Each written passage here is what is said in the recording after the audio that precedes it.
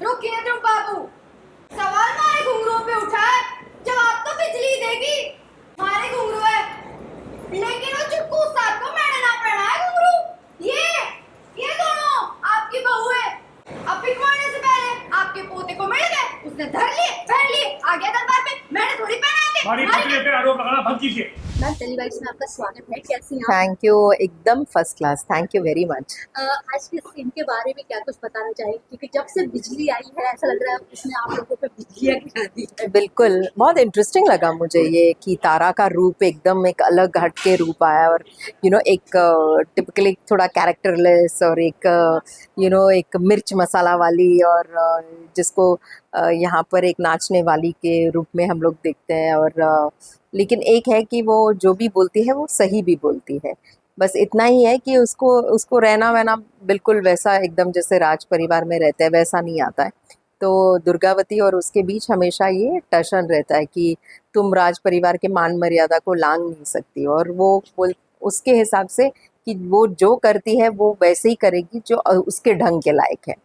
तो आज क्या कुछ सीन चल रहा है दुर्गावती और बिजली के बीच में? तो उसने अपना शौर्य बना को एक्चुअली नचा रही है इसमें दरबार में, तो इसीलिए दुर्गावती उसे डांटती है और चिल्लाती है उस पर। लेकिन बाद में कुछ रिवील होता है जो मैं अब रिवील नहीं कर पाऊंगी और उसमें फिर बिजली उसका मन आता है कि मैं ऐसे ही रहूँगी तो एक वो ऐसा एक इंटरेस्टिंग ट्रैक है। मैम ऐसी उड़ती उड़ती खबरें आ रही है कि शो ऑफ एयर जाने वाला है, इस बात में कितनी सच्चाई है? हालांकि पहले भी ऐसे रूमर्स कई बार आ चुके हैं। हाँ, आई थिंक रूमर्स ही है, हमें तो कोई ऑफिशियल इन्फॉर्मेशन नहीं मिली है और वैसे भी आई थिंक मुझे इतने साल हो गए इस इंडस्ट्री में, मैंने कभी नहीं सोचा कि ये शो बंद हो रहा है या एक शो की। आई थिंक जब एक शो की शुरुआत होती है तो मेहनत लगती है, बंद होने से पहले भी वही मेहनत लगती है, बंद होने के बाद भी हम लोग मेहनत करते हैं एज एक्टर्स कि एक दूसरा शो मिल जाए।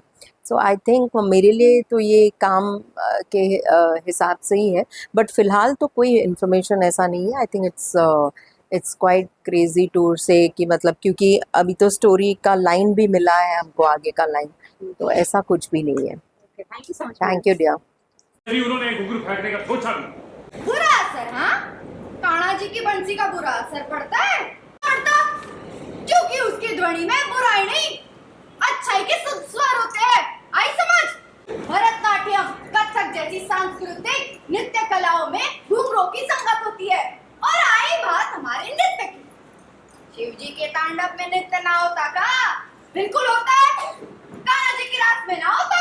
बिल्कुल होता है, अवश्य होता है। बुराई हमारे नृत्य में ना है, आई समझ आप सबको? बुराई कुछ लोगों की नियत में होती है। नृत्य को साधने के लिए नियत पड़ती, नृत्य को साधने के लिए नियत की आवश्यकता पड़ती है। परिणाम समझती हैं इसका? और आपके प्रभाव में आकर आज हमारे शौर्य बना घुंघरू पहनकर सबके बीच नृत्य कर रहे थे, जो हमें कदापि स्वीकार नहीं, इसलिए जो हमें कदापि स्वीकार नहीं, इसलिए हमारा आदेश है कि इसी क्षण आप ये महल से बाहर चली जाएं। रोके कौन है इसे?